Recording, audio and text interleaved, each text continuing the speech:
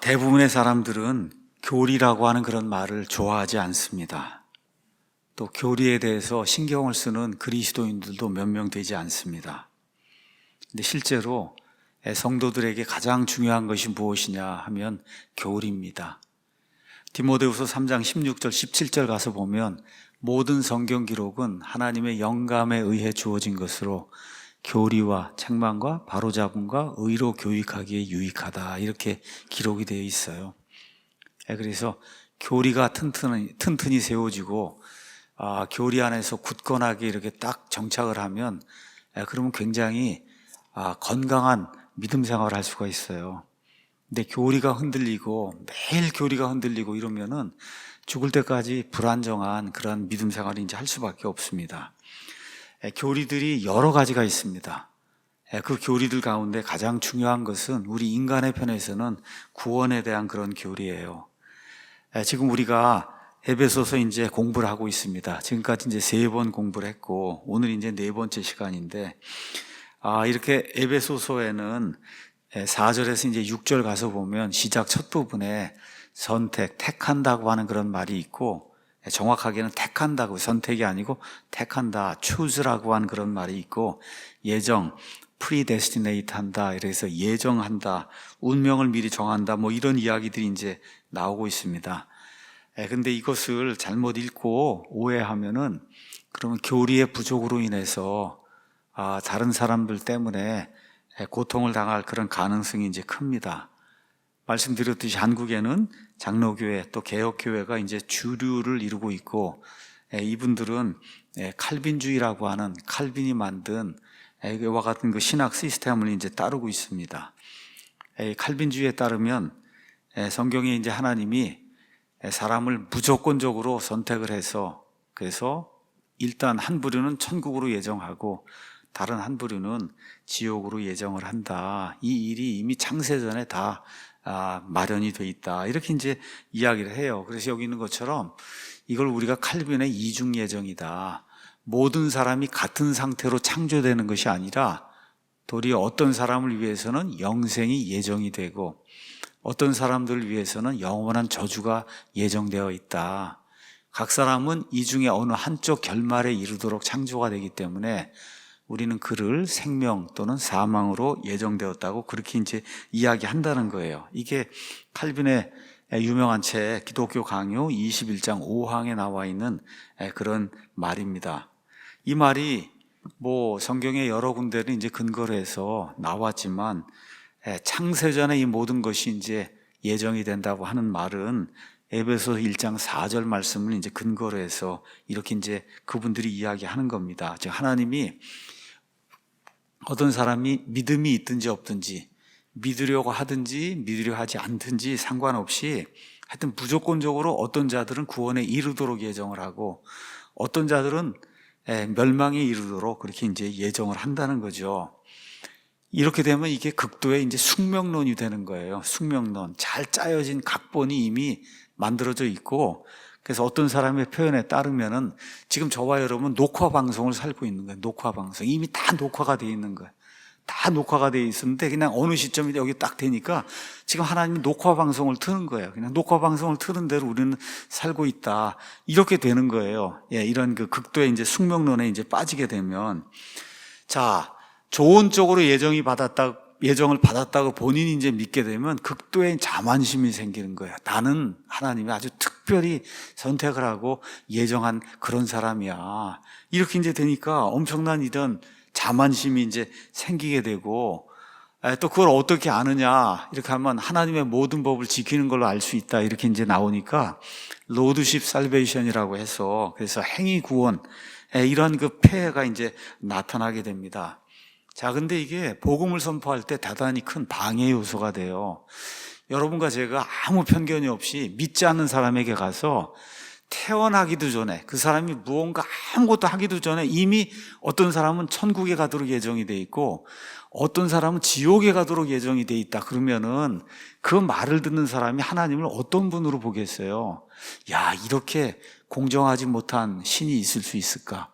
이렇게 의롭지 못한 신이 있을 수 있을까? 이렇게 생각할 수밖에 없잖아요. 믿지 않는 사람의 입장에서 들어봤더니 기독교의 하나님은 사람이 아무것도 하기도 전에 이미 지옥 갈 자를 정해놓고 천국에 갈 자를 정해놨다. 근데 믿지 않는 사람이 이미 본인이 어디에 갈 자로 생각을 하고 있어요. 지옥에 갈 자로, 기독교의 판단에 따르면 지옥에 갈 자잖아요. 그러니까 천국에 갈 자로 예정이 된 사람은 그렇게 큰 불만이 없지만 지옥에 갈 자라고 예정이 됐다고 이렇게 생각하는 사람 입장에서 이건 말도 안 되는 거잖아요, 여러분. 이미 다 짜여진 각본에 따라 나는 지옥에 갈 자리 이미 정해졌다고 하는데 이걸 듣고 정말 기뻐하고 정말 기독교 하나님 좋은 분이라고 이렇게 할 사람이 아무도 없을 거예요. 그래서 복음 전파에 큰 방해가 되고, 또 어떤 차원에서 복음 전파에 큰 방해가 되냐, 이미 구원받을 자가 다 정해져 있고 그 다음에 멸망해서 지옥에 갈 자가 정해져 있으면 여러분 나가서 전도할 필요가 뭐가 있어요? 그냥 가만히 있으면 되지, 나가서 누구 보고 예수님 믿어라 뭐 해라 할 이유가 하나도 없잖아요. 그렇죠? 이런 폐해가 이제 발생을 하게 되는 거예요, 실질적으로. 그렇지만 장로교에서는 열심히 나가서 또 전도하라 그러잖아요. 그러니까 이게 굉장히 역설적인 거예요. 본인들의 교주가 되는 거죠. 교주의 그런 가르침에 따르면은 모든 게 다 정해져 있으니까 사실은 전도할 필요가 없는 건데, 전도 안 하면 교회가 발전을 안 하니까, 그러니까 가서 열심히 전도해라 이렇게 이제 하는 이런 아이러니컬한 그런 일이 이제 발생을 하는 거죠. 그렇기 때문에 우리가 에베소서 여기 택한다, 그 다음에 예정한다 이런 말이 나오기 때문에 이런 걸 바르게 일단 공부도 하고, 목사는 바르게 알고 바르게 가르치고, 이렇게 해서 올바른 교리를 정립하기 위해서 우리가 이제 노력을 해야 됩니다. 제가 칼빈주의를 매일같이 이야기하는 게 아니에요. 여기 에베소서를 공부하는데 에베소서의 앞부분, 이 부분에 이러한 내용이 있기 때문에 여러분에게 어쩔 수 없이 성경에 나와 있는, 강해 설교를 하면 거기 있는 걸 다 얘기를 해야 되는 거니까, 그래서 오늘 이야기를 이제 드리는 겁니다. 자, 칼빈주의 이제 하시는 분들이 내세우는 주장이 있어요. 이 주장은 뭐냐? 인간은 전적으로 타락해서 그래서 자유의지가 없다고 사람들이 이야기해요. 자유의지가, 믿을 수 있는 의지가 없어요. 그러니까 어떻게 해야 되냐? 잘 들으셔야 됩니다. 칼빈주의에서는 하나님이 먼저 그를 구원을 시켜야 돼요. 그 구원시키면 그 뒤에 그 사람은 믿을 수 있는 거예요. 이게 칼빈주의가 가르치는 핵심 내용이에요. 사람이 믿을 수가 없어요. 사람이 자유의지도 없고. 그러니까 먼저 하나님이 살려놓으시면 그러면 그때 그 사람이 믿을 수 있다는 거예요. 그러니까 믿어서 구원받는 게 아니라 구원받아야 믿는 거예요. 이 엄청난 아이러니예요. 믿어서 구원받는 거예요. 여러분 맞습니까? 믿어서 구원받는 거예요? 믿어서 구원받는 거예요, 성경은. 근데 거기는 믿을 수 있는 능력이 사람에게 없다, 자유의지도 없고, 그렇기 때문에 하나님이 먼저 살려놔야, 구원을 시켜놔야, 중생을 시켜놔야 그 다음에 비로소 사람이 믿을 수 있다. 말 그대로 주객이 전도가 되는 이러한 교리를 지금 가르치고 있는 겁니다. 이렇게 구원받도록 창세전에 예정된 사람들이 있고, 구원을 받지 못하도록 창세전에 예정이 된 이런 사람들이 있다고 이야기하는 거죠. 그래서 전자에 속한 사람들을 그분들은 택자라고 얘기합니다. 하나님이 택하신 자들, 선택받은 자들은 저항할 수 없는 은혜를 하나님이 이제 베풀어 갖고 믿고 싶지 않은데도 저항을 못하는 거, 하나님의 은혜가 얼마나 큰지. 그렇게 해서 그냥 100% 구원받을 수밖에 없는 거야. 내가 하고 싶다, 안 하고 싶다, 구원받고 싶다, 이거 상관이 없이 그냥 저항할 수 없는 은혜가 그냥 닥쳐오니까 그냥 믿게 되고 구원받게 되고, 그래서 하나님의 은혜로 구원받는다. 그런데 후자에 속한 자들은 비택자들이다 이제 이야기하는데, 이 사람들은 저항할 수 없는 정죄가 밀려야, 믿고 싶은데도 믿을 수가 없는 거야. 저항할 수 없는 그런 정죄가 밀려와서 결국 100% 지옥 정죄를 받는다. 이게 이제 극단적 칼빈주의의 이와 같은 그 이중 예정이라고 하는 그런 교리를 요약을 한 거예요. 그래서 이분들은 모든 일이 세상에 창건 이전에 다 정해져 있다. 그래서 우리 인간들은 이미 짜여져 있는 그런 각본에 따라 지금 녹화방송 진행이 되면서 짜여진 각본, 영원전에 짜여진 각본 지금 이 시간에 실행을 하면서 이제 살고 있는 거다. 이렇게 이제 주장을 이제 하는 거죠. 근데 사실 이와 같은 그 말 아니면 주장은 성경에 없습니다. 성경은 분명히 사람이 자유의지가 있다고 말해요. 여러분 가서 사도행전 7장 이런 데 가서 보시면은 그러면 사람이 하나님의 은혜를 거부할 수 있다고 그렇게 이제 이야기합니다. 요한복음 3장 16절 가서 보시면 하나님이 세상을 이처럼 사랑하사 자신의 독생자를 주셨으니 이것은 누구든지 그를 믿는 자는 멸망하지 아니하고 영전한 생명에 이르게 하려 하십니다. 누구든지 그를 믿는 자는 자유의지가 있어야 믿을 수 있잖아요. 그렇죠? 누구든지 믿으면 구원받는다고 성경이 이야기해요.